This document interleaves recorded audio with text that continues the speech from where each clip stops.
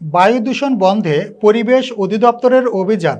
নারায়ণগঞ্জ জেলার বন্দর উপজেলার বারপাড়া এলাকায় ২টি ইটভাটা থেকে ২,২৫,০০০ টাকা জরিমানা আদায়।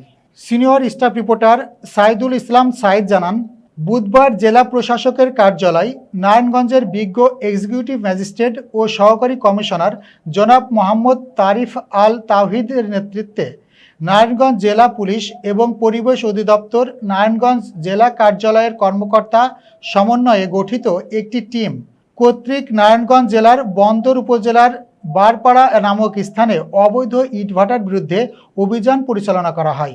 অভিযানে পরিবেশ অধিদপ্তর নারায়ণগঞ্জ জেলা কার্যালয়ের সহকারী পরিচালক জনাব মোহাম্মদ মোবারক হোসেন প্রসিকিউশন প্রদান করেন।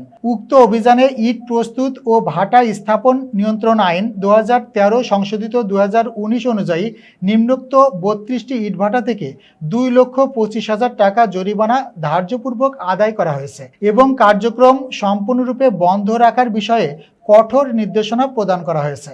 নারায়ণগঞ্জে অবৈধ ইটভাটা ও বায়ু দূষণকারী কারখানা প্রকল্পের বিরুদ্ধে পরিবেশ অধিদপ্তরের এ ধরনের অভিযান অব্যাহত থাকবে।